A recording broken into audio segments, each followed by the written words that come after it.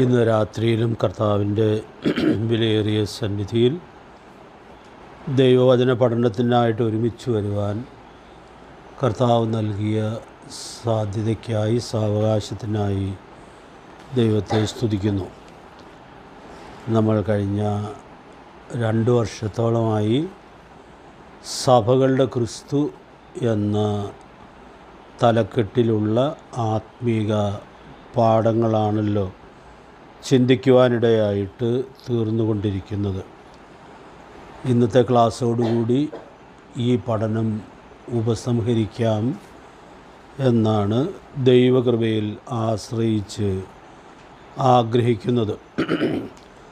നാം ഈ ദിവസങ്ങളിൽ നമ്മുടെ കർത്താവ് തന്നെ 7 സ്ഥലം സഭകൾക്കുള്ള ദൂതിൽ തന്നെ വെളിപ്പെടുത്തുന്ന വാക്കുകൾ ഓരോന്നും വായിക്കാനും ചിന്തിക്കാനും ശ്രമിക്കുകയായിരുന്നു.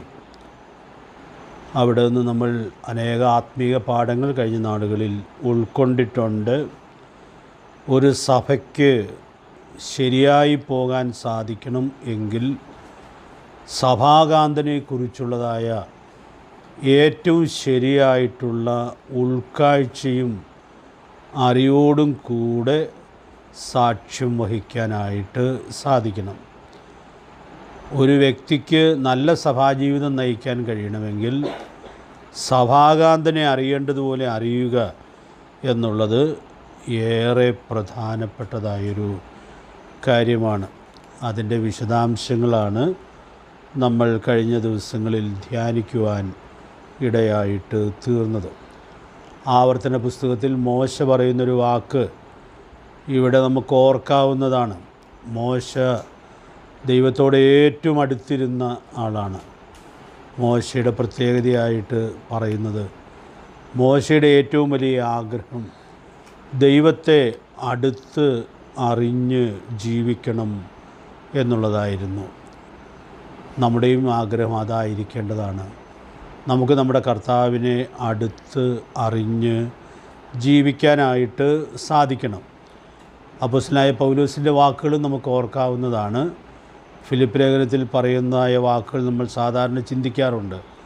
അവനെ അറിയണം, പിന്നെ അവൻ്റെ പുനരുദ്ധാനത്തിൻ്റെ ശക്തിയെ അറിയണം, പിന്നെ കഷ്ടാനുഭവങ്ങളുടെ കൂട്ടായ്മയെ അറിയണം. അപ്പോൾ പൗലോസിന് അതൊക്കെ അറിയാം, എന്നാൽ അത് കൂടുതലായിട്ട് അറിയണമെന്നുള്ളതായ ആഗ്രഹത്തോടു കൂടിയാണ് ആ ദൈവഭക്തൻ ജീവിച്ചത് എന്ന് നമ്മൾ കാണുന്നുണ്ട്. അതുകൊണ്ട് ഈ ദിവസങ്ങളിൽ നമുക്കും ആ വലിയ ആഗ്രഹം ദൈവസന്നിധിയിൽ സൂക്ഷിക്കാം. നമ്മുടെ കർത്താവിനെ കൂടുതൽ അടുത്ത് അറിയുവാൻ, ആസ്വദിക്കുവാൻ ദൈവാത്മാവ് നമുക്കെല്ലാവർക്കും ധാരാളം ദൈവകൃപ നൽകട്ടെ.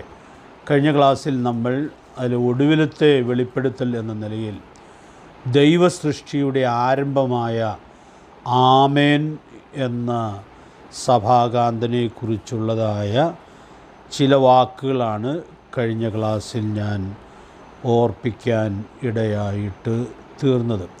വെളിപ്പാട് പുസ്തകം 3-ാം അധ്യായത്തിൻ്റെ 14-ാമത്തെ വാക്യത്തിൽ ലവോദിക്യ സഭയ്ക്കുള്ള ദൂതിലാണ് നമുക്ക് ആ വെളിപ്പെടുത്തൽ വായിക്കുവാനായിട്ട് സാധിക്കുന്നത്.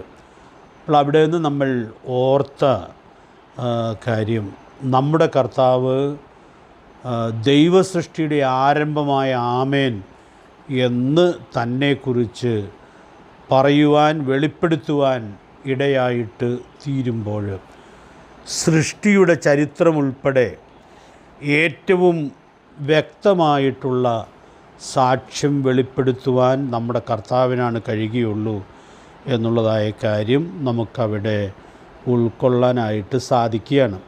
അതിൽ നിന്നൊരു ആലോചന ഞാൻ കഴിഞ്ഞ ക്ലാസ്സിൽ പറഞ്ഞായിരുന്നു. അത് വളരെ പ്രസക്തമാണ്. സൃഷ്ടിയുടെ ആരംഭ ചരിത്രം നമ്മുടെ കർത്താവിന് വെളിപ്പെടുത്താമെങ്കിൽ നമ്മുടെ ഓരോരുത്തരുടെയും നിജസ്ഥിതി കർത്താവിന് വളരെ കൃത്യമായി വെളിപ്പെടുത്താനായിട്ട് സാധിക്കും. അപ്പോൾ നമ്മുടെ കർത്താവിൻ്റെ ഈ പ്രത്യേകത നമ്മൾ അറിയുമ്പോൾ, കർത്താവെ, സൃഷ്ടിയുടെ ആരംഭം അങ്ങേക്കല്ലാതെ വേറെ ആർക്കും വെളിപ്പെടുത്താനായിട്ട് സാധിക്കുകയില്ല. അങ്ങ് തന്നെയാണ് ഞങ്ങളുടെ നിജസ്ഥിതിയും വെളിപ്പെടുത്തുന്നത്. അപ്പം അതുകൊണ്ട് ഞാനൊരു ദൂത് അതിൽ നിന്ന് ഓർപ്പിക്കുകയുണ്ടായി.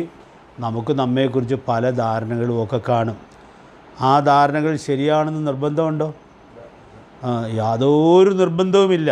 കാരണം ലവോദിക്യ സഭയ്ക്ക് അവരെക്കുറിച്ചുണ്ടായിരുന്ന ധാരണകൾ കർത്താവിൻ്റെ വീക്ഷണത്തിൽ വളരെ വ്യത്യസ്തമായിരുന്നു. അവരെക്കുറിച്ച് ചിന്തിച്ച കാര്യം നമ്മൾ 17-ാം വാക്യത്തിൽ വായിക്കുന്നുണ്ട്. ഞാൻ ധനവാൻ, സമ്പന്നനായിരിക്കുന്നു, എനിക്കൊന്നിനും മുട്ടില്ല. പക്ഷെ കർത്താവ് അവരെക്കുറിച്ച് നേരെ വിപരീതമായ കാര്യങ്ങളാണ് വെളിപ്പെടുത്തുന്നത്. അപ്പോൾ അതുകൊണ്ട് നമ്മളെക്കുറിച്ച് ചിന്തിക്കുന്ന കാര്യങ്ങൾ ആയിരിക്കണമെന്നില്ല വിശ്വസ്ത സാക്ഷിയായ കർത്താവ് നമ്മെക്കുറിച്ച് പറയാൻ ആഗ്രഹിക്കുന്നത്. അപ്പോൾ അതുകൊണ്ട് നമുക്ക് ദൈവസന്നിധിയിൽ വിനയപ്പെടാനായിട്ട് സാധിക്കണം. കർത്താവെ, അങ്ങ് എന്നെക്കുറിച്ച് എന്താണ് അറിയുന്നത്, എന്താണ് പറയാൻ ആഗ്രഹിക്കുന്നത്, അത് മനസ്സിലാക്കി ആ വലിയ ഉൾക്കാഴ്ചയോട് കൂടി ജീവിക്കത്തക്കവണ്ണം ദൈവാത്മാവ് നമുക്ക് കൃപ നൽകട്ടെ. ഒരു വാക്യം ഒന്ന് സൂക്ഷ്മതയോടെ നോക്കിക്കൊണ്ട് വരണം എന്ന് കഴിഞ്ഞ ക്ലാസ്സിൽ ഞാൻ പറഞ്ഞായിരുന്നു. തിരുവെഴുത്തിലുടനീളം നമ്മുടെ കർത്താവ് സൃഷ്ടിതാവാണെന്നുള്ള സത്യം അനേക വചനത്തിലൂടെ വെളിപ്പെടുത്തപ്പെടുന്നുണ്ട്. അതിൽ തന്നെ വലിയൊരു പഠനമാണ്. കർത്താവിൻ്റെ ആളത്വത്തെക്കുറിച്ചുള്ള പഠനത്തിൽ ആ ഒരു പഠനത്തിന് ഒത്തിരി പ്രാധാന്യമുണ്ട്. സാധാരണ ലോകത്തിലെ ആളുകൾ നമ്മുടെ കർത്താവിനെക്കുറിച്ച് അങ്ങനെയൊന്നും ചിന്തിക്കുന്നില്ല. നമ്മുടെ കർത്താവ് ചരിത്രത്തിൽ ജനിച്ച ഒരു ചരിത്ര പുരുഷനായിട്ടാണ് ലോകം കർത്താവിനെ അറിയുവാൻ ഇടയായിട്ട് തീരുന്നത്. പക്ഷെ വേദപുസ്തകം വെളിപ്പെടുത്തുന്നത് നമ്മുടെ കർത്താവ് സകലത്തിൻ്റെയും സൃഷ്ടിതാവായ ദൈവമാണ്. അതുകൊണ്ട് ആ സത്യം തിരുവെഴുത്തിൽ പല സ്ഥലങ്ങളിൽ വ്യക്തമാക്കപ്പെടുന്നതായിട്ട് നമ്മൾ കാണുന്നുണ്ട്. കൊലോസ്യ ലേഖനം 1-ാം അധ്യായത്തിൻ്റെ 16-ാമത്തെ വാക്യമാണ് ഒന്ന് നോക്കിക്കൊണ്ടുവരണം എന്ന് ഞാൻ പറഞ്ഞിരുന്നത്. നിങ്ങളത് വായിക്കുകയും ധ്യാനിക്കുകയും ചെയ്തു എന്ന് വിചാരിക്കുകയാണ്. സ്വർഗത്തിലുള്ളതും ഭൂമിയിലുള്ളതും ദൃശ്യമായതും അദൃശ്യമായതും സിംഹാസനങ്ങളാകട്ടെ, കർത്തൃത്വങ്ങളാകട്ടെ, വാഴ്ചകളാകട്ടെ, അധികാരങ്ങളാകട്ടെ, സകലവും അവൻ മുഖാന്തരം സൃഷ്ടിക്കപ്പെട്ടു. അവൻ മുഖാന്തരവും അവനായിട്ടും സകലവും സൃഷ്ടിക്കപ്പെട്ടിരിക്കുന്നു. അപ്പോൾ അതാ ഒരു വാക്യത്തിൽ എത്ര ശക്തമായിട്ടാണ് ഈ സത്യം ഉറപ്പിക്കുന്നതായി നമ്മൾ കാണുന്നത്. ഈ വാക്കുകൾ ഒട്ടും വിശദീകരിക്കേണ്ടതായ ആവശ്യമില്ല. കാരണം നമ്മുടെ കർത്താവ് സകലത്തിൻ്റെയും സൃഷ്ടിതാവാണ് എന്നുള്ള വലിയ സത്യം ഈ വചനത്തിൽ ദൈവത്തിൻ്റെ പരിശുദ്ധാത്മാവ് വെളിപ്പെടുത്തി ഉറപ്പിക്കുന്നു എന്നുള്ളത് നമുക്കിവിടെ ഉൾക്കൊള്ളാനായിട്ട് സാധിക്കുക. അതുകൊണ്ട് ഈ എഴുതപ്പെട്ട വചനം നമ്മൾ വായിച്ച് അതുപോലെ അത് ഉൾക്കൊള്ളേണ്ടിയ ആവശ്യമേ ഉള്ളൂ. അത് നമുക്കവിടെ ഉൾക്കൊള്ളാൻ സാധിക്കുന്നതായൊരു കാര്യമാണ്. എന്നാൽ അവിടെ ഞാൻ നിങ്ങൾ വായിച്ച് കാണുമായിരിക്കാം, 16-ാം വാക്യത്തിൽ അത് പറഞ്ഞിട്ട് 18-ാമത്തെ വാക്യത്തിൽ സഭയോട് ബന്ധപ്പെട്ടൊരു കാര്യം നമ്മൾ വായിക്കുന്നുണ്ട്. അതൊന്ന് വായിച്ച് കൊലോസ്യർ 1:18 വാക്യം. അവൻ സഭ എന്ന ശരീരത്തിൻ്റെ തലയുമാകും, സകലത്തിലും താൻ മുമ്പനാകേണ്ടതിന് അവൻ ആരംഭവും മരിച്ചവഴിയിൽ നിന്ന് ആദ്യമായി എഴുന്നേറ്റതുമാകും. അപ്പോൾ അവിടെ നമ്മുടെ കർത്താവ് സൃഷ്ടിതാവാണെന്നുള്ള സത്യം ഉറപ്പിച്ച് വ്യക്തമാക്കിയിട്ട് അടുത്ത വാക്യത്തിലേക്ക് വരുമ്പോൾ ഓർപ്പിക്കുന്നതായ കാര്യം, അവൻ സഭ എന്ന ശരീരത്തിൻ്റെ തലയും ആകുന്നു. അപ്പോൾ നാം ഇവിടെ ഉൾക്കൊള്ളുന്ന വലിയ സത്യം ഈ കഴിഞ്ഞ ആഴ്ചയുടെ ദിവസങ്ങളിലൊക്കെ ഞാൻ ഒത്തിരി സന്തോഷത്തോടെ ഉൾക്കൊണ്ടതായ ചിന്തിച്ചതായൊരു സത്യമാണത്. സകലത്തിൻ്റെയും സൃഷ്ടിതാവായ കർത്താവ് സഭ എന്ന ശരീരത്തിൻ്റെ തലയും ആകുന്നു. അപ്പോൾ നമ്മുടെ കർത്താവിൻ്റെ വലിയ മഹത്വം നമുക്ക് 16-ാമത്തെ വാക്യത്തിൽ വ്യക്തമായിട്ട് കാണാം. അപ്പോൾ ഈ സൃഷ്ടിതാവായ കർത്താവാണ് സഭയുടെ തല എന്ന് നമ്മൾ മനസ്സിലാക്കുമ്പോൾ സഭ എത്ര മഹത്വപൂർണ്ണമാണ് എന്നുള്ളതായ വലിയ സത്യം നമുക്കിവിടെ ഉൾക്കൊള്ളുവാനായിട്ട് സാധിക്കുന്നുണ്ട്. അതുകൊണ്ട് പ്രിയപ്പെട്ടവരെ, നമ്മുടെ കർത്താവിൻ്റെ മഹത്വം നാം ചിന്തിക്കുമ്പോൾ അതോട് ചേർത്ത് ദൈവസഭയുടെ മഹത്വവും വെളിപ്പെടുത്തുന്നു എന്നുള്ളത് നമ്മൾ കാണുകയാണ്. ഞാൻ ഇന്ന് ഈ വാക്യത്തിലൂടെ കടന്നു പോകുമ്പോൾ ഓർത്ത ഒരു കാര്യം, സൃഷ്ടിതാവായ കർത്താവ് സഭയുടെ ശിരസാണെങ്കിൽ നമുക്കറിയാം സഭയ്ക്കു വേണ്ടി ഇല്ലാത്തതിനെ ഒന്നുമില്ലായ്മയിൽ നിന്ന് വിളിച്ചു വരുത്തുവാൻ ആർക്ക് സാധിക്കും? സഭാകാന്തന് സാധിക്കും. ഞാനിന്ന് ഈ വാചകം ഒത്തിരി ആസ്വദിച്ചതായൊരു വാചകമാണ്. കാരണം ഇതൊക്കെ എങ്ങനെ സാധിക്കുന്നൊക്കെ ചില കാര്യങ്ങളിലൊക്കെ നമുക്കൊരു ആശങ്കയോ ചോദ്യചിഹ്നമോ ഒക്കെ ഉണ്ടാകാം. പക്ഷേ സഭയുടെ ശിരസായിരിക്കുന്ന ക്രിസ്തു സകലത്തിൻ്റെയും സൃഷ്ടിതാവാണ്. ഒന്നുമില്ലായ്മയിൽ നിന്ന് സൃഷ്ടിക്കുന്നവനാണ് സൃഷ്ടിതാവ്. അപ്പോൾ ക്രിസ്തു സഭയുടെ ശിരസായിരിക്കുന്നു എന്നുള്ളതുകൊണ്ട് സഭയ്ക്കു വേണ്ടിയത് എന്തും നൽകുവാനായിട്ട് നമ്മുടെ കർത്താവിന് സാധിക്കും എന്നുള്ളതായ വലിയ സത്യം നമുക്കിവിടെ ഉൾക്കൊള്ളാനായിട്ട് സാധിക്കുകയാണ്. ഒരു വാക്യം കൂടി ഞാൻ ആ ബന്ധത്തിലൊന്ന് ചേർത്ത് പറഞ്ഞു പോകാം എന്ന് ആഗ്രഹിക്കുന്നു. വെളിപ്പാട് പുസ്തകം 4ഉം 5ഉം അധ്യായങ്ങളിൽ സ്വർഗത്തിലെ ആരാധനയുടെ വിശദാംശങ്ങളാണല്ലോ നമ്മൾ വായിക്കാനിടയായിട്ട് തീരുന്നത്. 4-ാം അധ്യായത്തിൻ്റെ 11-ാമത്തെ വാക്യത്തിൽ അവിടെ കർത്താവിനെ ആരാധിക്കുമ്പോൾ ഏറ്റവും പ്രധാനമായി എടുത്തു പറയുന്നത് കൊലോസ്യർ 1:16 വാക്യത്തിൽ നാം കാണുന്നതായ കാര്യമാണ്. ഒന്ന് വായിച്ചാൽ മാത്രം മതി. വെളിപ്പാട് 4:11 വാക്യം. എല്ലാം നിന്റെ ഇഷ്ടം ഹേതുവാൽ ഉണ്ടായതും സൃഷ്ടിക്കപ്പെട്ടതും ആകയാൽ മഹത്വവും ബഹുമാനവും ശക്തിയും കൈക്കൊള്ളാൻ യോഗ്യൻ എന്ന് പറഞ്ഞുകൊണ്ട് തങ്ങളുടെ കിരീടങ്ങളെ സിംഹാസനത്തിന് മുമ്പിൽ ഇടും. അപ്പോൾ അവിടെ കർത്താവെ നീ സർവവും സൃഷ്ടിച്ചവനാണ് എന്ന് പറഞ്ഞ് ആ സൃഷ്ടിതാവിൻ്റെ മുമ്പിൽ നമസ്കരിക്കുന്നു എന്നുള്ളത് നാം അവിടെ കാണുകയാണ്. നമ്മൾ ആരാധിക്കുമ്പോഴും ഈ കാര്യം കൂടെ ഓർക്കാറുണ്ട്. 8-ാം സങ്കീർത്തനമൊക്കെ നമ്മൾ ആരാധനയിൽ വായിച്ച് ധ്യാനിക്കാറുണ്ട്. ആകാശം ദൈവത്തിൻ്റെ മഹത്വത്തെ വർണ്ണിക്കുകയാണ്. അങ്ങനെ നമ്മളൊരു എന്നാൽ മനോഹരമായ പാട്ടും പാടാറുണ്ട്. അപ്പോൾ ഈ സൃഷ്ടിയെ നമ്മൾ നോക്കുമ്പോൾ സൃഷ്ടിതാവ് എത്ര ഉന്നതനാണ് എന്നുള്ളതായ കാര്യം നമുക്ക് ഉൾക്കൊള്ളാനായിട്ട് സാധിക്കുക. അപ്പോൾ ഞാനീ പറഞ്ഞു വരുന്നതായ കാര്യം, സ്വർഗത്തിലെ ആരാധനയിലും കർത്താവ് സൃഷ്ടിതാവെന്ന നിലയിൽ അവിടെ ആരാധിക്കപ്പെടുന്നു എന്നുള്ളത് നമ്മൾ ഈ വാക്യത്തിൽ കാണുകയാണ്. പിന്നെ നമ്മൾ സാധാരണ ഓർക്കാറുള്ളൊരു വാക്യമാണ് വെളിപ്പാട് 5:9 വാക്യം. അവിടെ ആ ആരാധകവൃന്ദം ആരാധിക്കുമ്പോൾ പ്രധാനമായിട്ടും ഓർക്കുന്നതായ കാര്യം, സർവ്വഗോത്രത്തിൽ നിന്നും ഭാഷയിൽ നിന്നും വംശത്തിൽ നിന്നും ജാതിയിൽ നിന്നും ദൈവത്തിനായിട്ട് ഞങ്ങളെ വിലയ്ക്ക് വാങ്ങി. അപ്പോൾ കർത്താവിൻ്റെ രക്തത്തിൻ്റെ മഹത്വമാണ്, അതിനാൽ ലഭിച്ചതായ വലിയ ശുദ്ധീകരണമാണ് ആരാധനയുടെ ഏറ്റവും പ്രധാനപ്പെട്ട പ്രചോദക ഘടകമായി നമുക്ക് ഉൾക്കൊള്ളാനായിട്ട് സാധിക്കുന്നത്. അപ്പോൾ ഞാൻ ഇവിടെ ഇന്നുമൊക്കെ ഓർത്തൊരു കാര്യം, സൃഷ്ടിതാവെന്ന നിലയിൽ നമുക്ക് കർത്താവിനെ ആരാധിക്കാം. പക്ഷെ നമുക്ക് കുറച്ചുകൂടി നമ്മുടെ ഹൃദയങ്ങളെ സ്പർശിക്കുന്നതായ കാര്യം എന്താണ്? നാം നമ്മുടെ കർത്താവിൻ്റെ രക്തത്താൽ വിലയ്ക്ക് വാങ്ങപ്പെട്ട ആളുകളാണ് എന്നുള്ളതായ വലിയ സത്യം നമുക്കിവിടെ ഉൾക്കൊള്ളാനായിട്ട് സാധിക്കുകയാണ്. അതിൻ്റെ ഒത്തിരി വിശദീകരണങ്ങളിലേക്ക് ഞാൻ പോകുന്നില്ല.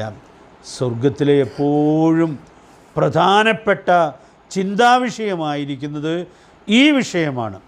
ഞാൻ ചേർത്തിങ്ങനെ പറയട്ടെ, സൃഷ്ടിതാവായിരിക്കുന്ന കർത്താവിന് അവിടെ മഹത്വം ഉണ്ട്. പക്ഷെ അവിടെ ചെന്ന ആളുകളെ സംബന്ധിച്ചിടത്തോളം കർത്താവ് സൃഷ്ടിതാവായിരിക്കുന്നു എന്നുള്ളതിനേക്കാൾ അവർക്കെപ്പോഴും സ്പർശകമായിട്ടുള്ളതായ കാര്യം തങ്ങളുടെ പാപത്തിൻ്റെ പരിഹാരത്തിനു വേണ്ടി പരിഹാരമായി തീർന്നതായ ദൈവപുത്രൻ്റെ മഹത്വം അവരെപ്പോഴും ഓർത്തുകൊണ്ടിരിക്കുകയാണ്. അപ്പം അതുകൊണ്ട് അതിൻ്റെ മുമ്പിൽ എന്തോ ഒരു ത്യാഗവും ബദ്ധപ്പാടുമാണ് സ്വർഗത്തിൻ്റെ ഭാഗത്തുനിന്നുണ്ടായതായിട്ട് നമ്മൾ കാണുന്നത്. നമ്മുടെ കർത്താവിൻ്റെ മനുഷ്യാവതാരം, നമ്മുടെ കർത്താവിൻ്റെ നിർമ്മലമായ ജീവിതം, നമ്മുടെ കർത്താവിൻ്റെ മരണം, നമ്മുടെ കർത്താവിൻ്റെ പുനരുദ്ധാനം, ഇതെല്ലാം കർത്താവ് സൃഷ്ടിതാവാണ് എന്നുള്ളതിനേക്കാൾ നമ്മെ ഏറെ സ്പർശിക്കുന്നതായ കാര്യങ്ങളാണ്. അതുകൊണ്ട് പ്രിയപ്പെട്ടവരെ, ഞാനിവിടെ ഓർപ്പിക്കാനായിട്ട് ആഗ്രഹിക്കുന്നതായ കാര്യം, സ്വർഗത്തിലെ ആരാധനയിലും നമ്മുടെ കർത്താവിൻ്റെ ഈ മഹത്വം നമുക്ക് ഓർക്കാനായിട്ട് സാധിക്കും. E.A. ജേക്കബ് സാറിൻ്റെ ഒരു മനോഹരമായ പാട്ടിൽ, നമ്മൾ സാധാരണ ആരാധനത്തിൽ പാടാറുള്ളൊരു പാട്ടിൽ ഈ സത്യം വളരെ മനോഹരമായി വർണ്ണിക്കുന്നത് നമ്മൾ കൂടെ പാടാറുണ്ട്. ഒരു ലൈൻ വേണമെങ്കിൽ പാടാം. ഭൂവാനങ്ങൾ സൃഷ്ടിച്ചു മുന്നമേ നിൽശാദത്താൽ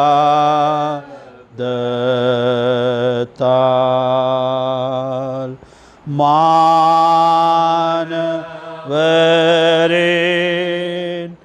രക്ഷാസാദിച്ചതോ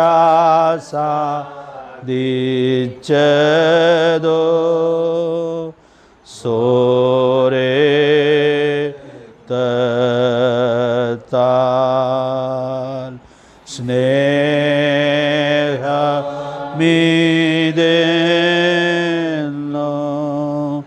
ആശ്ചര്യപ്രദം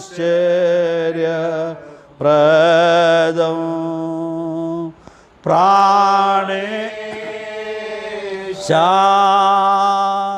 ചുംബിക്കുന്നു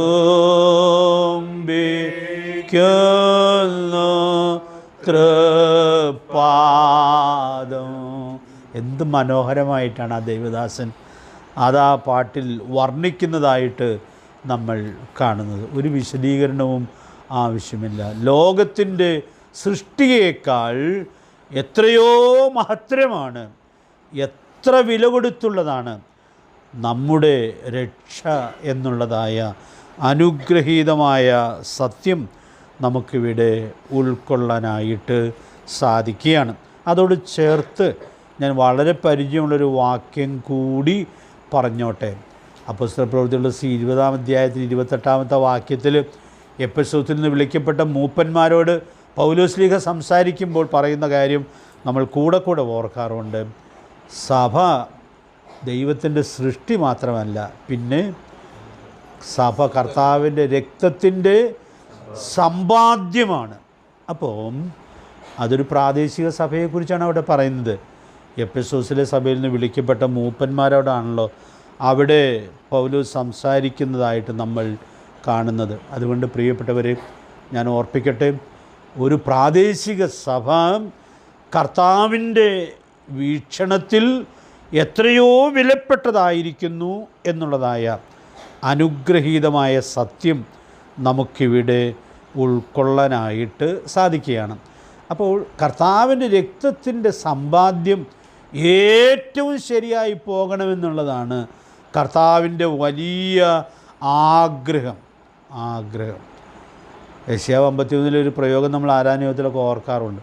അവനവൻ്റെ പ്രയത്നഫലം കണ്ട് തൃപ്തനാകും. അപ്പോൾ സഭ കർത്താവിൻ്റെ പ്രയത്നഫലമാണ്. നമ്മുടെ ഒരു അധ്വാന ഫലം നമ്മൾ ആഗ്രഹിക്കുന്ന നന്മയിലേക്ക് വരുന്നില്ലെങ്കിൽ, അതൊരു ഭൗതിക അധ്വാനമാണെങ്കിൽ പോലും അത് നമുക്കൊരു സങ്കടമാണ്. അപ്പോൾ നമ്മുടെ കർത്താവിൻ്റെ പ്രയത്നഫലമായിരിക്കുന്ന സഭ അതിൻ്റെ ശരിയായ നിലയിൽ സാക്ഷ്യം വഹിക്കുക എന്നുള്ളതാണ് നമ്മുടെ കർത്താവിൻ്റെ വലിയ ആഗ്രഹം. പക്ഷെ ലവോദിക്യ സഭയിൽ അങ്ങനെ കർത്താവിന് സന്തോഷിക്കാനായിട്ട് സാധിക്കണ്ടോ? സാധിക്കുന്നില്ല. അപ്പോൾ കർത്താവിന് ആ സഭയെ ആസ്വദിക്കുവാൻ കഴിയുന്നില്ല.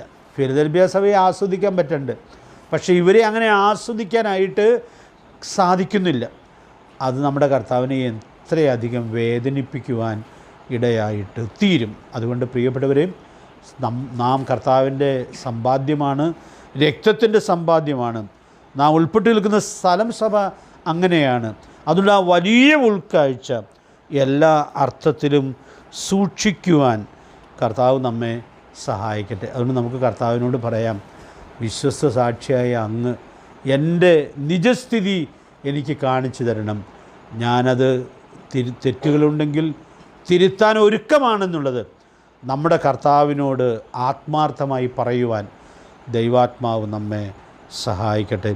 വിശ്വസ്തനും സത്യവാനുമായ സാക്ഷിയായി ദൈവസൃഷ്ടിയുടെ ആരംഭമായിരിക്കുന്ന ആമേൻ ആണ് നമ്മുടെ കർത്താവ് എന്നുള്ളതായ ആ വലിയ സത്യം തിരിച്ചറിയുമ്പോൾ ഈ പരമാർത്ഥമായ ഉൾക്കാഴ്ച ദൈവസന്നിധിയിൽ, ഈ കർത്താവിൻ്റെ സന്നിധിയിൽ സൂക്ഷിക്കുവാൻ കർത്താവ് നമുക്ക് ധാരാളം ദൈവകൃപ നൽകട്ടെ. ഇതോട് ചേർത്ത് പറഞ്ഞിരിക്കുന്ന ഒരു കാര്യം കൂടി ഞാനൊന്ന് ഓർപ്പിച്ച് നമ്മുടെ പഠനം അവസാനിപ്പിക്കുകയാണ്.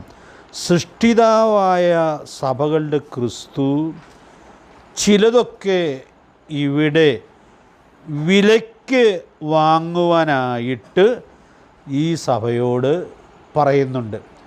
അതിവിടെ നമ്മൾ കാണുന്നതായ വളരെ പ്രധാനപ്പെട്ടതായൊരു സത്യമാണ്. ഞാൻ ഈ പ്രയോഗം ഇന്ന് പകൽ ഒത്തിരി ഓർക്കാൻ ഇടയായിട്ട് തീർന്നു.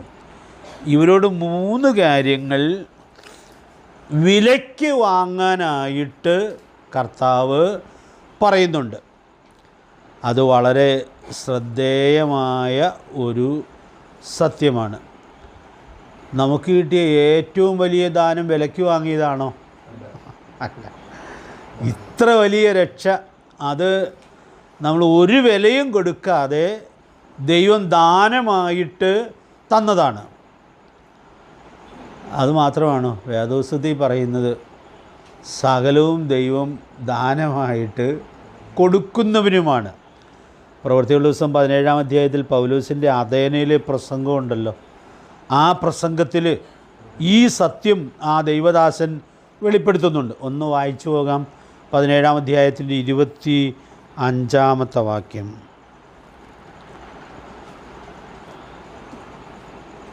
താൻ എല്ലാവർക്കും ജീവനും ശ്വാസവും സകലവും കൊടുക്കുന്നവനാകിയാൽ വല്ലതിനും മുട്ടുള്ളവനെന്ന പോലെ മാനുഷ്യ കൈകളാൽ ശുശ്രൂഷ ആവശ്യപ്പെടുന്നില്ല. അപ്പോൾ അതിലെ 2-3 വാക്കുകൾ ഒന്ന് ശ്രദ്ധിച്ചോളൂ. ജീവനും ശ്വാസവും സകലവും കൊടുക്കുന്നവനാണ്. ഇതിൽ ഈ സകലത്തിൽ നമുക്കും ചിലതൊക്കെ ആളുകൾക്ക് കൊടുക്കാൻ പറ്റും. പക്ഷേ ഈ ആദ്യം പറഞ്ഞേക്കുന്ന കാര്യം ആർക്കേ കൊടുക്കാൻ പറ്റുള്ളൂ? അത് കർത്താവിന് കൊടുക്കാനായിട്ട് പറ്റുകയുള്ളൂ. അപ്പോൾ ദൈവത്തെക്കുറിച്ച് പൗലോസ് അവിടെ വെളിപ്പെടുത്തുന്ന വളരെ മനോഹരമായൊരു സത്യമാണിത്. ഞാനിപ്പോൾ ഈ വാക്യം ചേർത്ത് പറയുന്നത്, നമുക്ക് ഇത്ര വലിയ രക്ഷ ദാനമായിട്ടാണ് തന്നത്. ജീവനും ശ്വാസവും സകലവും നമുക്ക് നൽകുന്നത് നമ്മുടെ കർത്താവാണ്. ഫിലിപ്പിയർ 4:19 ഇവിടെ ഓർക്കാം. ബുദ്ധിമുട്ടുകളൊക്കെ ഉണ്ടെങ്കിൽ കർത്താവ് എങ്ങനെ തീർത്തു തരുമെന്നാണ് ആ വാക്യത്തിൽ പറയുന്നത്. ഓർക്കുന്നുണ്ടോ? തൻ്റെ മഹത്വത്തിനൊത്തവണ്ണം തൻ്റെ ധനത്തിനൊത്തവണ്ണം പൂർണ്ണമായി തീർത്തു തരും. അപ്പോൾ അങ്ങനെ തരാനായിട്ട് നമ്മുടെ കർത്താവിനെ കഴിയുകയുള്ളൂ. ഏത് ബുദ്ധിമുട്ടും തീർത്തു തരും. ബുദ്ധിമുട്ടൊക്കെയും പൂർണ്ണമായിട്ടും നമ്മുടെ കർത്താവിന് തീർത്തു തരുവാൻ സാധിക്കും. നമ്മുടെ കർത്താവ് സൃഷ്ടിതാവ് എന്ന നിലയിൽ ആ വാക്കുകളൊക്കെ കേവലം ഒരു സാധാരണമായ കാര്യമായിട്ടാണ് ഇരിക്കുന്നത്. അപ്പോൾ ഇതിൻ്റെ ഉള്ളിലാണ് ആ സൃഷ്ടിതാവ് എന്നുള്ള സത്യം കർത്താവ് പരിചയപ്പെടുന്ന വാക്കുകളിൽ വെളിപ്പെടുത്തിയിട്ടാണ് ഇവരോട് പറയുന്നതായിട്ട് നമ്മൾ കാണുന്നത്. ചിലതൊക്കെ വിലയ്ക്ക് വാങ്ങാനായിട്ട് ഇവരോട് പറയുന്നുണ്ട്. അതെന്തുകൊണ്ട് ഇതൊക്കെ വിലയ്ക്ക് വാങ്ങാൻ പറയുന്നു എന്നുള്ള ചോദ്യത്തിന് ലളിതമായ 1-2 ഉത്തരങ്ങൾ ഞാൻ ഭയത്തോടെ പറയാം എന്ന് വിചാരിക്കുകയാണ്. ഒന്നാമത് അവിടെ പറയുന്നതായ കാര്യം, ഇവിടെ ഈ വിലയ്ക്ക് വാങ്ങാൻ പറയുന്നതൊക്കെ ദൈവം വിലമതിക്കുന്ന കാര്യങ്ങളാണ് വിലയ്ക്ക് വാങ്ങാനായിട്ട് പറയുന്നത്. അപ്പോൾ ആ വാക്കൊന്ന് അടിവര ഇട്ടോളൂ. ദൈവം വിലമതിക്കുന്നത്, നമ്മൾ വിലമതിക്കണമല്ല, പിന്നെ ദൈവം വിലമതിക്കുന്നത് വിലയ്ക്ക് വാങ്ങാനായിട്ട് ഈ സഭയോട് കർത്താവ് പറയുകയാണ്. അപ്പോൾ ദൈവം വിലമതിക്കുന്നതിനെ ഒരാൾ വിലയ്ക്ക് വാങ്ങണമെങ്കിൽ ആ വിലയ്ക്ക് വാങ്ങുന്നയാളും ഇതിനെ എന്ത് ചെയ്യണം? വിലമതിച്ചാലേ പറ്റുകയുള്ളൂ. ഈ വിലയ്ക്ക് വാങ്ങേണ്ടതിനെ വളരെ നിസ്സാരമായിട്ട് കാണുന്ന ഒരാൾ അതിനെ വിലയ്ക്ക് വാങ്ങാനായിട്ട് ഒരിക്കലും ഉത്സാഹിക്കുകയില്ല. അപ്പം ഞാൻ ഈ ആശയം ഇങ്ങനെ ധ്യാനിക്കുമ്പോൾ ഓർത്തൊരു കാര്യം, ഗിരിപ്രഭാഷണത്തിൽ കർത്താവ് നിക്ഷേപം സ്വരൂപിക്കാനുള്ള പ്രബോധനം മത്തായി 6:20 നൽകുന്നതായിട്ട് നമ്മൾ കാണുന്നുണ്ട്. അത് എടുത്ത് വായിക്കണമെന്നില്ല. ആ നിക്ഷേപത്തിൻ്റെ പ്രത്യേകതയോടെ പറയുന്നുണ്ട്.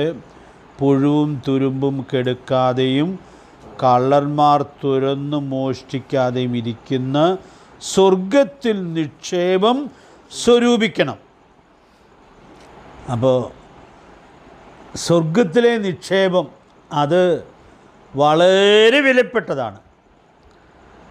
നമുക്ക് ആ വാക്യം വായിക്കുമ്പോൾ ഒത്തിരി വ്യാഖ്യാനം കൂടാതെ മനസ്സിലാകും. സ്വർഗത്തിൽ നിക്ഷേപം സ്വരൂപിക്കണമെങ്കിൽ സ്വർഗത്തിലെ നിക്ഷേപം വിലപ്പെട്ടതാണെന്നുള്ള വിലയിരുത്തൽ മാത്രം മതിയോ? വിലയിരുത്തൽ മാത്രം പോരാ. ദൈവം നമ്മുടെ കയ്യിൽ ഏൽപ്പിക്കുന്ന സമ്പത്ത് അതിന് വിലയായിട്ട് കൊടുക്കണം.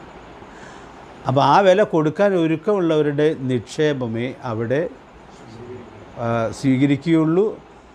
ആ നിക്ഷേപമായിട്ട് അവർ അവിടെ ഒരുക്കപ്പെടുവാൻ ഇടയായിട്ട് തീരുകയുള്ളൂ. അപ്പോൾ സ്വർഗത്തിലെ നിക്ഷേപം വളരെ നല്ലതാണ്.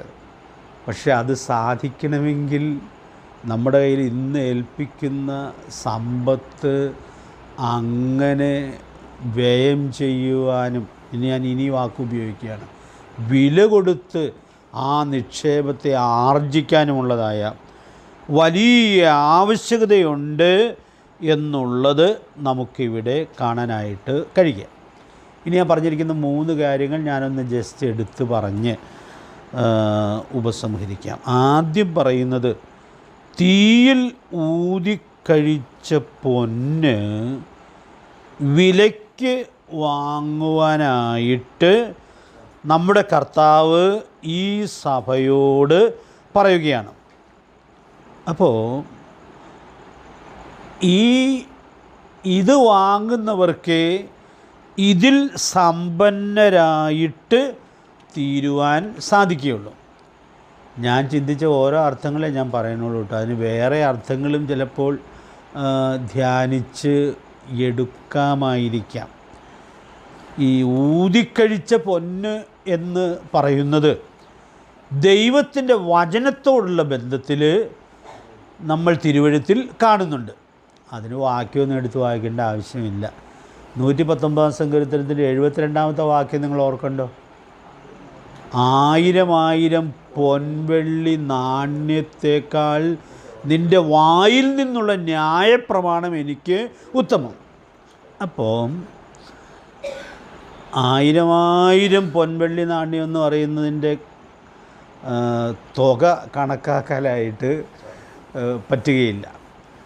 ഈ വില്യം മാഗ്നറ്റാളുടെ അതിനെക്കുറിച്ചൊരു വാചകം പറയുന്നുണ്ട്. 1000 പൊൻവെള്ളി നാണ്യം എന്നുള്ളതിൻ്റെ കണക്ക് ഒരു കമ്പ്യൂട്ടറിന് പോലും കൂട്ടി പറയാനായിട്ട് കഴിയില്ലെന്നാണ് അദ്ദേഹം പറയുന്നത്. എന്ന് പറഞ്ഞാൽ ആ കണക്കൊരു വലിയ കണക്കാണ്. അപ്പോൾ ആ വലിയ കണക്ക് പറഞ്ഞിട്ട് ദൈവാത്മാവ് അവിടെ വെളിപ്പെടുത്തുന്നത് എന്താണ്? ഈ 1000 പൊൻവെള്ളി നാണ്യത്തിൻ്റെ വില പറയാനല്ല അത് പറഞ്ഞത്. അതിനേക്കാൾ വിലയേറിയതാണ് ദൈവത്തിൻ്റെ വായിൽ നിന്ന് വരുന്ന വചനം. അപ്പോൾ ഈ സമ്പത്താണോ വേണ്ടിയത്?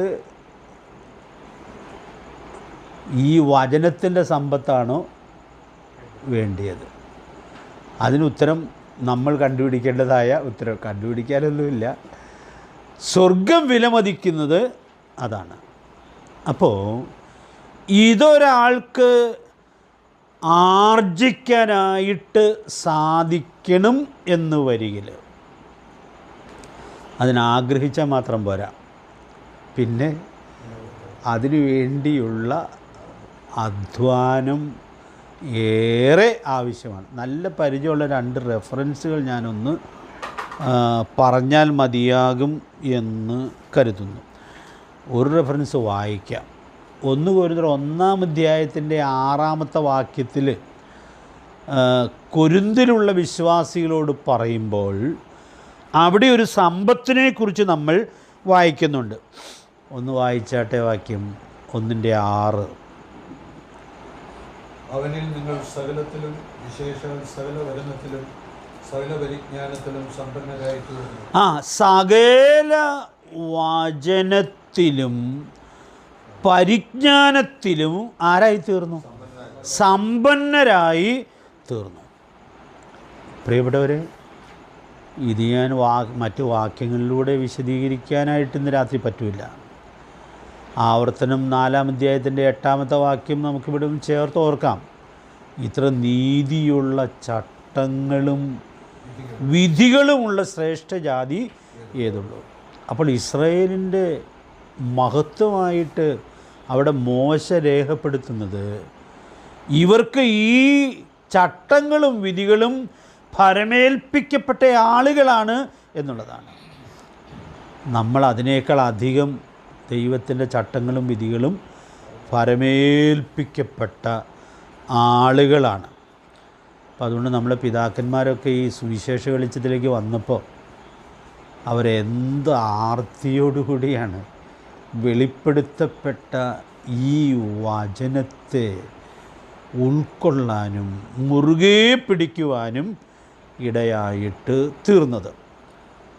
ഈ തൊടുപുഴയ്ക്കപ്പുറം വഴിത്തലയിൽ കുറച്ച് വിശ്വാസികളുണ്ട്. ഇപ്പോഴും ചില കുടുംബങ്ങൾ അവിടെ ഉണ്ട്. നമുക്ക് ഞാൻ ഒത്തിരി വർഷങ്ങൾക്ക് മുമ്പ് അവിടെ ഒരു പിതാവിനെ കാണാനിടയാകുമ്പോൾ അദ്ദേഹം വളരെ ആവേശത്തോടെ പറഞ്ഞതായ ചില വാചകങ്ങൾ എന്നെ ഒന്ന് അത്ഭുതപ്പെടുത്തിയിട്ടുണ്ട്. അവരൊക്കെ ആ നാട്ടിലെ മുതലാളിമാർക്ക് ജോലിയെടുക്കുന്ന സാധാരണ തൊഴിലാളികളായ ആളുകളായിരുന്നു. അപ്പോൾ വിശ്വാസത്തിലേക്ക് വന്നപ്പോൾ ഒത്തിരി പ്രതികൂലങ്ങളൊക്കെ അവർക്ക് ഉണ്ടായിട്ടുണ്ട്. പക്ഷെ അദ്ദേഹം കൂടെ പറഞ്ഞൊരു വാചകമുണ്ട്: ഈ വചനമാണ് അന്ന് ഞങ്ങളെ നിലനിർത്തിയത്. ആ വചനം എന്നുള്ള വാക്ക് ഉപയോഗിക്കുന്ന കേട്ടാൽ തന്നെ ആ വചനത്തോടുള്ള തൻ്റെ ഹൃദയത്തിലെ ആദരവും ബഹുമാനവും ഉൾക്കൊള്ളാനായിട്ട് സാധിക്കും. വലിയ വിദ്യാഭ്യാസമൊന്നും അവർക്കില്ലെങ്കിലും ദൈവം കൊടുത്ത വചനത്തെ അവർ മുറുകെ പിടിച്ച് വലിയ പ്രതിസന്ധിയുടെ നടുവിൽ നിൽക്കാനിടയായിട്ട് തീർന്നിട്ടുണ്ട്. പ്രിയപ്പെട്ടവരെ, ഞാൻ ഓർപ്പിക്കട്ടെ, ഈ വചനം കിട്ടിയ ആളുകളാണ് നാം ഇതിൽ സമ്പന്നരാണോ എന്നാണ് സ്വർഗം നിരീക്ഷിക്കുന്നത്. അല്ലാതെ നമ്മൾ ഇവിടുത്തെ കുറച്ച് സമ്പത്ത് നമുക്കുണ്ടോ എന്നുള്ളത് അല്ല സ്വർഗത്തിന് വിഷയമായിരിക്കുന്നത്. ഇവിടുത്തെ സമ്പത്തിലൊന്നും സ്വർഗത്തിന് വലിയ താല്പര്യമുള്ള വിഷയവും ആയിരിക്കുന്നില്ല. അതുകൊണ്ട് പ്രിയപ്പെട്ടവരെ, ഇന്ന് രാത്രിയിൽ ഞാൻ ഓർപ്പിക്കാനായിട്ട് ആഗ്രഹിക്കുന്നു. ഇവിടെ ഈ സഭയോട് പറയുകയാണ്, തീയിലൂതിക്കഴിച്ച് ഈ പൊന്ന് വിലയ്ക്ക് വാങ്ങണം. അത് നമുക്ക് ആർജിക്കാൻ കഴിയണമെങ്കിൽ അതിനുവേണ്ടിയുള്ള ആഗ്രഹവും സമർപ്പണവും മനസ്സും ഉത്സാഹവും ഒക്കെ വേണം. എസ്രാ 7-ന്റെ 10-ാമത്തെ വാക്യം ഒന്ന് നോട്ട് ചെയ്തിട്ടാൽ മതി. ഒരു തലമുറയിൽ വലിയൊരു ആത്മീക ഉണർവിൻ്റെ മുന്നണി പോരാളിയായിരുന്നു എസ്രാ. അദ്ദേഹത്തെക്കുറിച്ച് അവിടെ പറയുന്ന വാക്ക് നമ്മൾ ഇടയ്ക്കിടയ്ക്ക് ഓർക്കാറുണ്ട്. യഹോവയുടെ ന്യായപ്രമാണം പരിശോധിക്കാനും അതനുസരിച്ച് നടപ്പാനും ഇസ്രയേലിൽ അത് ഉപദേശിക്കുവാനും എസ്രാ മനസ്സ് വച്ചിരുന്നു. അപ്പം അതുകൊണ്ട് എസ്രയ്ക്കൊരു പേരുണ്ട് ആ പുസ്തകത്തിൽ, ന്യായപ്രമാണത്തിൻ്റെ വിദഗ്ധ ശാസ്ത്രിയായ എസ്ര. ദൈവാത്മാവ് അങ്ങനെയാണ് എസ്രയെ വിളിക്കുന്നത്. അതുകൊണ്ട് ഞാൻ ഇന്ന് രാത്രി ഓർപ്പിക്കട്ടെ, നിലനിൽക്കുന്ന സമ്പത്ത് ഇതായിരിക്കും. അതുകൊണ്ട് ഇതാർജിക്കാനുള്ളതായ ആഹ്വാനം കർത്താവ് ഈ സഭയ്ക്ക് നൽകുകയാണ്. സൃഷ്ടിതാവായ കർത്താവ് ഇത് വിലയ്ക്ക് വാങ്ങാനായിട്ട് ഇവരോട് പറയുന്നു എന്നുള്ളത് നമുക്ക് ഉൾക്കൊള്ളുവാനായിട്ട് സാധിക്കുകയാണ്. രണ്ടാമത് വിലയ്ക്ക് വാങ്ങാൻ പറഞ്ഞിരിക്കുന്നത് എന്താണ്?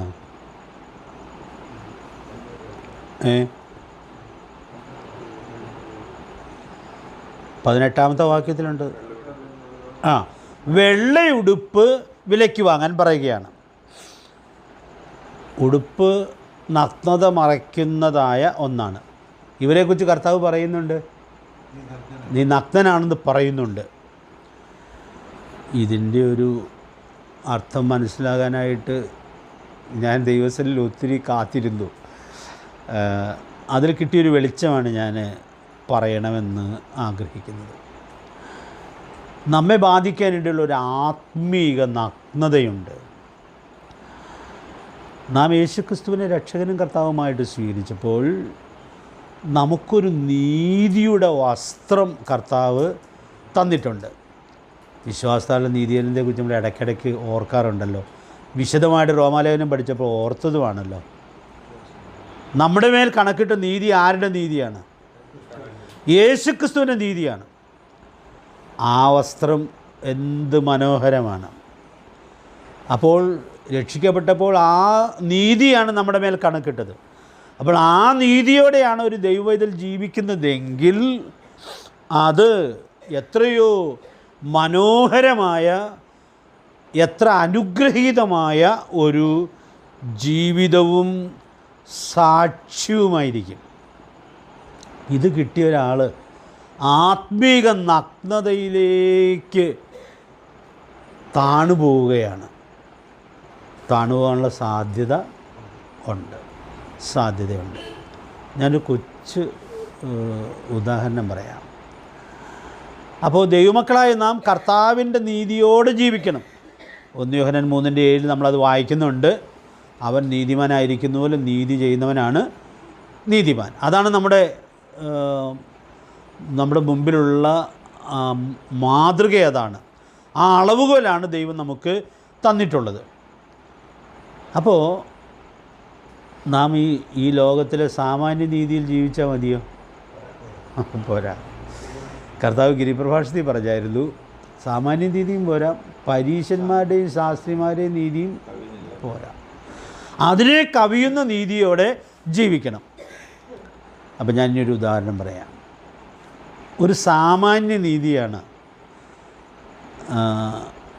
മാതാപിതാക്കളെ ബഹുമാനിക്കുക, അനുസരിക്കുക എന്നുള്ളത്, അല്ലേ?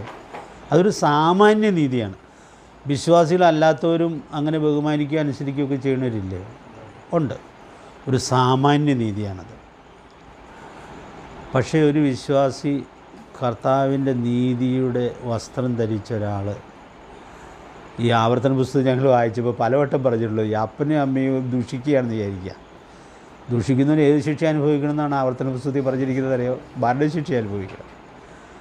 ഒരു വിശ്വാസി അപ്പനെയും അമ്മയും ദുഷിക്കുന്നത് കണ്ടാൽ അതൊരു വലിയ ആത്മീക നഗ്നതയാണ്. അത് കുറുക്കു വഴിയിലൂടെ ഒന്നും പരിഹരിക്കാനായിട്ട് സാധിക്കില്ല.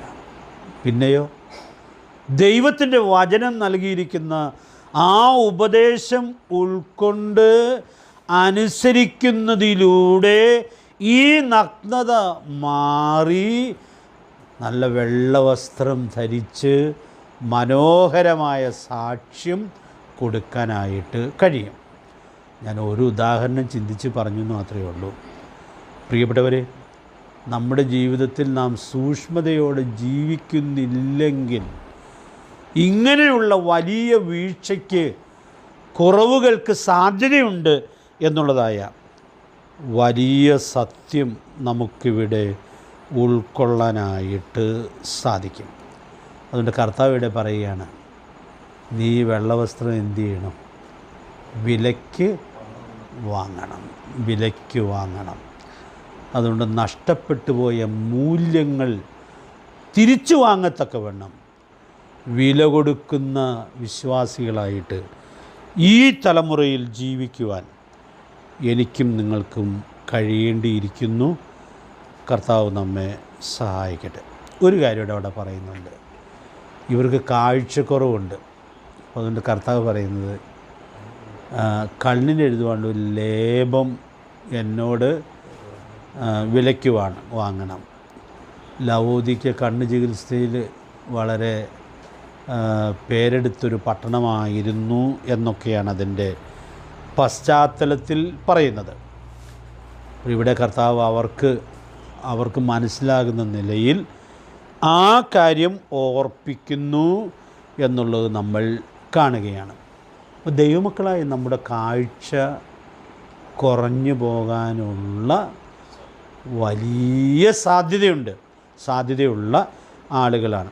വാക്യങ്ങളൊന്നും കൂടാതെ ഞാനത് പറഞ്ഞ് ഉപസംഹരിക്കാം. പുറകോട്ട് നോക്കി കാണാൻ കഴിയാത്ത വിശ്വാസികൾ ഒത്തിരി പേരുണ്ട്. 2 പത്രോസ് 1:9 അവരെക്കുറിച്ചൊരു പരാമർശമുണ്ട്. ആർക്കെങ്കിലും പറയാം? ക്രിസ്തുദൃഷ്ടി എന്നുള്ളതും പത്രോസിൻ്റെ ലേഖനത്തിലാണ്. പക്ഷെ ആ വാക്യത്തിൽ പറയുന്നത് അവർ മുമ്പിലത്തെ പാപങ്ങളുടെ ശുദ്ധീകരണം മറന്ന ആളുകളാണ്. അപ്പോൾ അവർ പുറകിലേക്ക് തിരിഞ്ഞു നോക്കി അവരെവിടെയായിരുന്നു എന്നുള്ളത് തിരിച്ചറിയാൻ കഴിയാത്ത ആളുകളാണ്. അതിൻ്റെ ഒരു ലിറ്ററലായിട്ടുള്ളൊരു അർത്ഥം വെളിപ്പെടുന്നൊരു ഉപമ കർത്താവ് പറഞ്ഞിട്ടുണ്ട്. ഒരാൾക്ക് 10,000 താലന്ത് ഇളച്ചു കിട്ടി. 100 വെള്ളിക്കാശ് കടംപെട്ട കൂട്ടുദാസനെ കണ്ടപ്പോൾ ഇവൻ എന്തോർത്തില്ല, ഈ 10,000 താലന്ത് എനിക്ക് ഇളച്ചു കിട്ടിയവനാണെന്നുള്ളത് അവൻ അമ്പേ മറന്നുപോയി. അതൊക്കെ മറക്കുമെന്ന് നമുക്ക് തോന്നും. പ്രിയപ്പെട്ടവരെ, നമ്മുടെ ക്രിസ്തീയ ജീവിതത്തിൽ കൂട്ടു സഹോദരൻ്റെ ഒരു കാര്യം ക്ഷമിക്കേണ്ട ആവശ്യം വരുമ്പോൾ നമ്മൾ വലിയ ന്യായങ്ങളുമൊക്കെ പറയും. ഈ ന്യായങ്ങൾ എവിടെ നിന്ന് വരുന്നതാണെന്നറിയാമോ? നമുക്ക് മുമ്പിലത്തെ പാപങ്ങളുടെ ശുദ്ധീകരണം മറന്നതിൻ്റെ ലക്ഷണമാണ് ഈ ന്യായങ്ങൾ.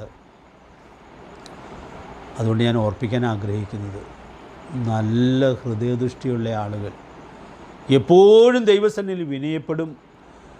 തിരിഞ്ഞു നോക്കി താൻ എവിടെ നിന്ന് വന്നു എന്നുള്ളതും താൻ അവിടെ അനുഭവിച്ച ദൈവകൃപയും എപ്പോഴും ഓർക്കുവാൻ ഇടയായിട്ട് തീരും.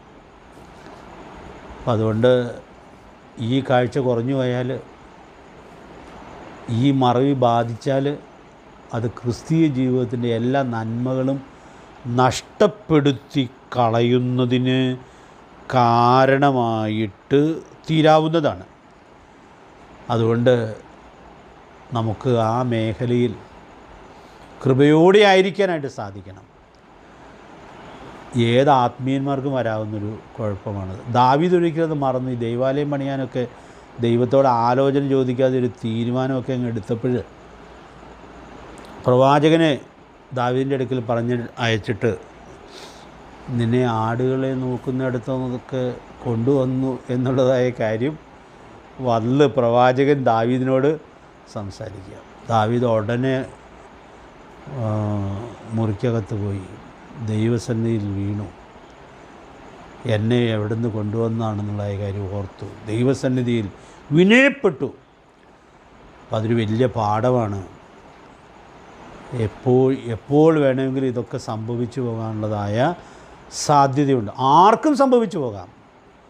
അതുകൊണ്ട് നമുക്ക് ഭയത്തോടെ പ്രവാസകാലം കഴിക്കുവാനും തിരിഞ്ഞു നോക്കി പൂർവ്വകാലം ഓർത്ത് വിനയപ്പെടാനും സാധിക്കും. അതുകൊണ്ട് തന്നെ ആരാധനയ്ക്ക് വരുന്ന ഒരു കാര്യമൊക്കെ നമ്മൾ ചിന്തിക്കുമ്പോൾ എഫേസ്യർ 2 പറയുന്നു, മുമ്പേ നമ്മൾ ആരായിരുന്നു എന്നുള്ളത് വിശദമായി പറയുക. പുറകിലേക്ക് തിരിഞ്ഞു നോക്കി പരിശോധിക്കുന്ന ആളുകൾക്ക് ദൈവസന്നിധിയിൽ വിനയപ്പെടാനായിട്ട് സാധിക്കും. അവർക്ക് ദൈവത്തെ ആരാധിക്കേണ്ടതുപോലെ ആരാധിക്കാൻ പറ്റുകയുള്ളൂ. അവർക്ക് ഈ സഹോദരനോട് ക്ഷമിക്കേണ്ടതുപോലെ ക്ഷമിക്കാനായിട്ട് സാധിക്കുകയുള്ളൂ. അതുകൊണ്ട് പ്രിയപ്പെട്ടവരെ, തിരിഞ്ഞു നോക്കി നമ്മുടെ പൂർവ്വകാലത്തെ ഓർക്കുന്നവരായിരിക്കുവാൻ ദൈവാത്മാവ് നമ്മെ സഹായിക്കട്ടെ. പിന്നെ ഈ കണ്ണിന് കാഴ്ച കുറഞ്ഞാൽ വരാവുന്നൊരു കാര്യമാണ് ഹ്രസ്വദൃഷ്ടി. ഹ്രസ്വദൃഷ്ടി എന്നൊക്കെ പറയുന്നതിനേക്കാൾ മനസ്സിലാകുന്നതിൻ്റെ ഇംഗ്ലീഷ് വാക്കാണ് ഷോർട്ട് സൈറ്റ്. എനിക്കൊക്കെ ഒത്തിരി വർഷങ്ങളായിട്ട് അത് ഉള്ള ഒരാളാണ്. 1977 മുതൽ ഞാൻ ഷോർട്ട് സൈറ്റിൽ കണ്ണട ഉപയോഗിക്കുന്ന ആളാണ്. ഇപ്പോൾ എത്രയോ വർഷങ്ങളായി. അപ്പോൾ ഈ ഷോർട്ട് സൈറ്റൊക്കെ തുടങ്ങിയത് മനസ്സിലായത് പഠിക്കുന്ന കാലത്ത് ബോർഡിൽ എഴുതുമ്പോൾ വായിക്കാൻ പറ്റണില്ല. അപ്പോഴാണ് ഇങ്ങനെയൊരു കുഴപ്പമുണ്ടെന്നുള്ളത് മനസ്സിലാകാനും പരിശോധിക്കാനും ഒക്കെ ഇടയായിട്ട് തീർന്നത്. മുമ്പിലേക്കുള്ള കാഴ്ച കുറവാണ്. ഇത് ഞാൻ പറയുന്ന 2-3 വാചകങ്ങൾ കൊണ്ട് നമുക്ക് മനസ്സിലാകണമെന്ന് ഞാൻ ആഗ്രഹിക്കുകയാണ്. ദൈവമക്കളായ നമുക്ക് മുമ്പിലേക്കുള്ള കാഴ്ച കുറഞ്ഞാൽ, നമുക്ക് മുമ്പിലേക്ക് ഒത്തിരി ദീർഘമായ കാഴ്ച ഉള്ള ആളുകളാണ് അല്ലേ? നമ്മളെവിടെ പോകാതിരിക്കുന്ന ആളുകളാണ്? സ്വർഗത്തിൽ പോകാതിരിക്കുന്ന ആളുകളാണ്. അതുമാത്രമാണോ? നിത്യത മുഴുവൻ കർത്താവിനോട് കൂടി ഇരിക്കാനുള്ള ആളുകളാണ്. നമ്മുടെ കർത്താവിനോട് കൂടെ വാഴാനുള്ള അല്ലേ, വാഴാനുള്ള ആളുകളാണ്. അപ്പോൾ അങ്ങനെ വാഴാനുള്ള ആളുകൾക്ക് ഇന്നിവിടെ ചെയ്യാനൊരു കാര്യമുണ്ട്. സഹിക്കുന്നുവെങ്കിൽ കൂടെ വാഴും. അപ്പോൾ കർത്താവിനോടുകൂടെ സഹിക്കാൻ, എന്തും സഹിക്കുവാൻ ഒരുക്കമുള്ള ആളുകൾക്ക് വാഴാൻ പറ്റുകയുള്ളൂ. അപ്പോൾ ഷോർട്ട് സൈറ്റ് ബാധിച്ചു കഴിഞ്ഞാൽ ഈ വാഴാനുള്ള കാര്യമൊക്കെ നമ്മളങ്ങ് മറന്നും പോവും. കാണാൻ പറ്റാത്തവരെ പോലെ ഇരിക്കും. അത് വന്നാൽ പിന്നെ നമുക്ക് ഇവിടെ സഹിക്കാനായിട്ട് ഒരു സാധ്യതയുണ്ടാവില്ല. സഹനം നമുക്കൊരു ഭാരമായിട്ട് തീരും. നല്ല കാഴ്ചയുണ്ടെങ്കിൽ സഹനം നമുക്കൊരാഘോഷമായിരിക്കും. കാരണം സഹിക്കും തോറും വാഴ്ചയുടെ മഹത്വം അവിടെ കൂടി വരുവാൻ ഇടയായിട്ട് തീരും. അതുകൊണ്ട് പ്രിയപ്പെട്ടവരെ, കർത്താവിനോട് പറയുകയാണ്, നീ കണ്ണിലെഴുതുവാൻ ലേപം എന്നോട് വിലയ്ക്ക് വാങ്ങും. ഈ ലേപം നീ വിലയ്ക്ക് വാങ്ങി ഉപയോഗിച്ചാൽ നിൻ്റെ കാഴ്ച വർദ്ധിക്കും. നിത്യതയെക്കുറിച്ചുള്ളതായ ശരിയായ വെളിച്ചത്തിലേക്ക് നീ നയിക്കപ്പെടും. അത് നിൻ്റെ ഈ ലോക ജീവിതത്തിൻ്റെ പ്രകൃതങ്ങളെ മാറ്റും. വളരെ വ്യത്യസ്തരായി ഈ ലോകത്തിൽ ജീവിക്കാനായിട്ട് സാധിക്കും. ദൈവാത്മാവ് നമ്മെ സഹായിക്കട്ടെ. നമ്മുടെ കർത്താവ് ലവോദിക്ക സഭയ്ക്കുള്ള ദൂതിൽ തന്നെ വെളിപ്പെടുത്തുമ്പോൾ എന്തോരു മനോഹരമായ സത്യങ്ങളാണ് വെളിപ്പെടുത്തുവാൻ ഇടയായിട്ട് തീരുന്നത്. ഞാനിങ്ങനെ ഉപസംഹരിക്കട്ടെ. നമുക്ക് നമ്മുടെ കർത്താവിനെ അറിയാം. നമ്മൾ അറിയേണ്ടതുപോലെ മുഴുവനും അറിഞ്ഞിട്ടില്ല.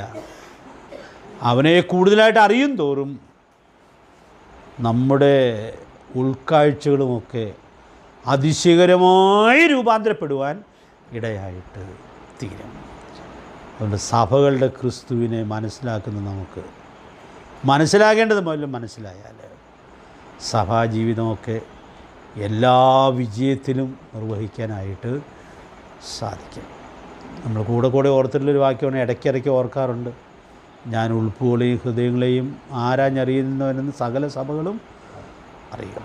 അതുകൊണ്ട് നമ്മുടെ കർത്താവിൻ്റെ പ്രത്യേകതകൾ അത് വളരെ കൃത്യമായി അറിയുന്നവരായി ആ അറിവിൻ്റെ അനുദിന പ്രതിഫലനത്തിൽ വിജയകരമായി ജീവിക്കേണ്ടതിന് ദൈവത്തിൻ്റെ പരിശുദ്ധാത്മാവ് നമുക്ക് ധാരാളം ദൈവകൃപ നൽകട്ടെ. ഇങ്ങനെ ഒരു പാഠങ്ങൾ പഠിക്കാനും ഒക്കെ കർത്താവ് ഒരവസരം തന്നു എന്നുള്ളത്, ഈ 2 വർഷത്തോളം ഈ കാര്യങ്ങൾ ധ്യാനിക്കാനായിട്ട് സാവകാശം ലഭിച്ചു എന്നുള്ളത് ഞാനിന്ന് പകൽ ഒത്തിരി നന്ദിയോടെ ദൈവസന്നിധിയിൽ ഓർക്കുവാൻ ഇടയായിട്ട് തീർന്നു. സഭകളുടെ ക്രിസ്തുവിനെ അറിയേണ്ടതുപോലെ അറിയുന്നവരായിട്ട് ഓരോ ദിവസവും ജീവിപ്പാൻ, സാക്ഷ്യം വഹിപ്പാൻ ദൈവാത്മാവ് നമുക്കെല്ലാവർക്കും കൃപ നൽകട്ടെ. അവൻ്റെ വിലയേറിയ നാമം ഇന്നും എന്നേക്കും വാഴ്ത്തപ്പെടുമാറാകട്ടെ.